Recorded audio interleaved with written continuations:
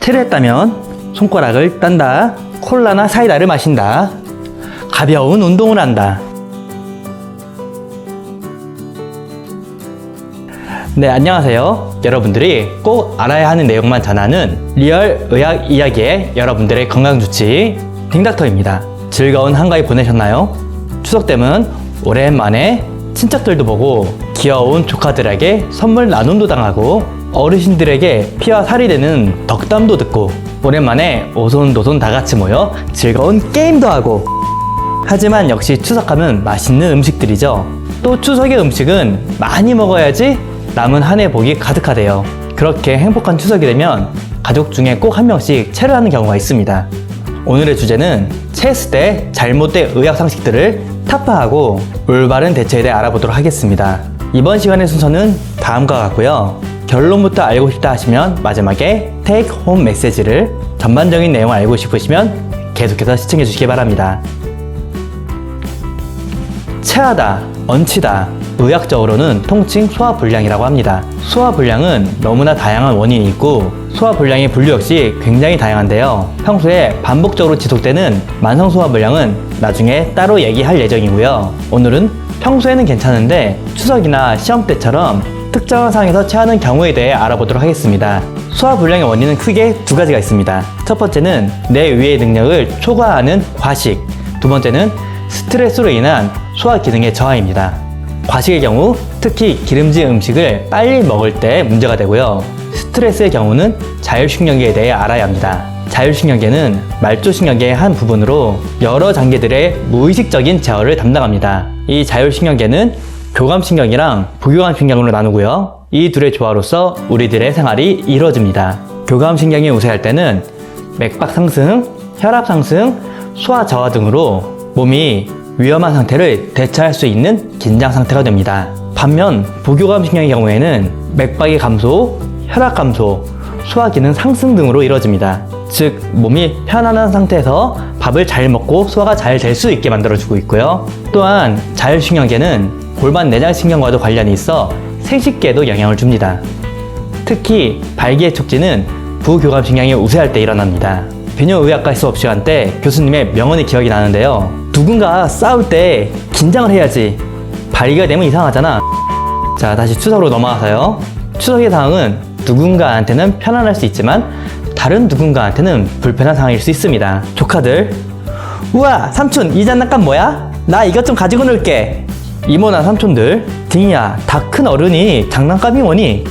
너도 곧 취업도 해야 되고 결혼도 해야 되고 애도 낳아야 되고 그거 그냥 애들한테 줘버려.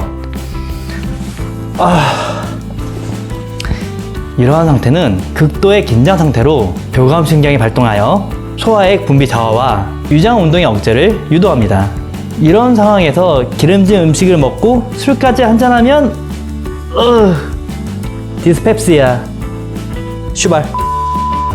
이젠 체한 것에 대한 잘못된 의학상식 누가 그러는데 교를 타파하자면 손을 따서 혀를 뚫어준다.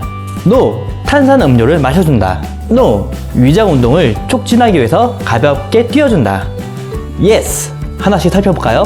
손을 따게 되면 검정피를 확인하고 체한 것을 확신하게 됩니다. 혈액은 산소가 풍부한 동맥혈이랑 산소가 적은 정맥혈로 이루어지는데요. 손끝피는 산소가 적은 정맥혈로 원래 까맣습니다. 더군다나 체열된 손가락을 이렇게 묶잖아요. 그러면 혈액에 남아있는 산소마저 세포에게 주기 때문에 더 까매집니다. 선생님, 그런데 손을 따면 정말로 괜찮아지는 사람이 있잖아요. 의학적으로는 플라시보 효과를 보고 있습니다. 그렇다고 완전히 효과가 없다는 건 아니고요. 내가 어떤 치료를 받아서 안심하게 되면 그로 인해서 부교감신경이 활성화되고 소화 능력이 촉진될 수 있다는 것입니다. 하지만 손가락 체열은 그 자체만으로도 감염의 위험이 있고 효과 면에서도 확실히 증명된 것이 없기 때문에 추천하는 방법은 아닙니다. 탄산 음료 같은 경우에는 뭔가 트름도 나오고 시원한 느낌도 있고 뚫리는 그런 기분이 들지만 그 트름은 음식물이 소화돼서 나온 게 아니라 탄산 음료 안에 있던 이산화탄소가 나온 것 뿐입니다. 그냥 일시적으로 시원한 느낌만 주는 거예요. 오히려 탄산 음료를 마시게 되면 소화액이 희석이 돼서 증상을 더 악화시켜 줄 수 있습니다. 걷기나 요가, 등 두드리기 등의 가벼운 운동이나 자극은 위장 운동의 능력을 촉진시킵니다. 하지만 너무나 과도한 운동은 교감신경을 자극시키기 때문에 소화 능력이 감소될 수 있으니 유의하시기 바랍니다.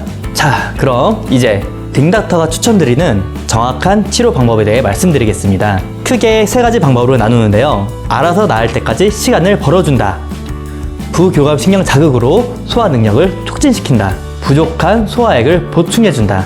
일단 이렇게 체한 것은 시간이 지나면 언젠가는 괜찮아집니다. 소화 능력 이상의 음식물을 먹었다 해도 소화는 조금씩 일어나고 있거든요.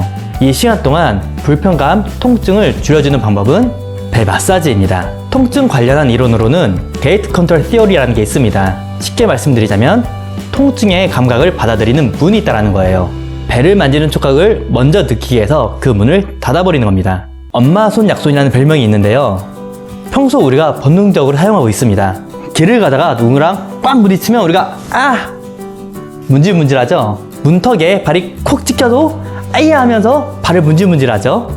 통증의 신호보다 촉각의 신호가 더 빠르기 때문에 우리가 알게 모르게 이용하고 있는 이론입니다. 그리고 마사지를 할 때는 누워서 하는 것보다 앉아서 해야지 중력의 도움을 받아 더 효과적입니다. 두 번째, 부교감신경을 활성화시키는 것인데요. 부교감신경을 활성화시키려면 따뜻한 물로 샤워를 하거나 반신욕을 하거나 명상을 하거나 편안한 마음을 주어야 됩니다. 앞서 말씀드렸듯이 과하지 않는 걷기, 스트레칭, 요가와 같이 가벼운 운동들이 위장관 운동 촉진에 도움이 됩니다. 아마 썸네일을 보고 들어오신 분들도 있을 텐데요. 그거는 어그로가 아니라 하나의 방법입니다. 발기신경은 부교감신경이랑 관련이 있습니다. 그리고 부교감신경이 활성화되면 소화 능력도 촉진이 되고요. 자, 이제 여러분들께서는 야동 볼 수 있는 변명이 하나 더 늘었습니다. 가장 추천하는 방법은 역시 소화제 복용입니다. 편의점에 가면 배아제 2종, 페스타르 2종 등 총 4가지 제품이 있습니다. 딩닥터가 추천드리는 소화제는 고기를 많이 먹다 체했을 때는 닥터 배아제를, 밥이나 밀가루 음식을 많이 먹다 체했을 때는 페스탈 플러스를 추천합니다. 집에 검게 탄 회가 있다. 집에 탄 회가 있다고? 집에 탄 회? 지방은 배아제, 탄수화물은 페스탈. 외우기 참 쉽죠? 가스 활명수 같은 의약 외 제품도 있지만 효과면에서는 의약품인 배아제나 페스탈을 드시기 바랍니다. 지속적인 소화불량은 위염, 식도염, 궤양 등의 다른 질환을 의심해봐야 됩니다. 꼭 병원에 상담 받으시기 바랍니다. 제가 준비한 영상은 여기까지입니다. 오늘 영상이 많은 분들께 도움이 되었으면 합니다. 지금까지 꼭 시청해야 하는 리얼 메디컬 스토리의 여러분들의 건강주치 딩닥터였습니다. 오늘의 테이크 홈 메시지. 체한 것의 원인은 과식과 스트레스입니다. 손따기, 탄산음료 마시기 등의 민간요법은 추천하지 않습니다. 배 마사지로 통증 감소시키기, 반신욕, 명상 등 편안한 마음을 갖는 것과 가벼운 조깅, 요가, 스트레칭 등 부교감신경을 자극하기, 약국이나 편의점에서 소화제를 복용하는 것이 좋은 방법입니다. 고기를 많이 먹어 체했을 땐 배아제를, 밥을 많이 먹어 체했을 때는 페스타를 추천하고요. 약을 먹어도 호전이 없거나 지속적인 소화불량 시에는 다른 질환을 감별해야 되기 때문에 꼭 병원에 가서 상담 받으시기 바랍니다. 언제나 건강하게 행복하세요. 감사합니다.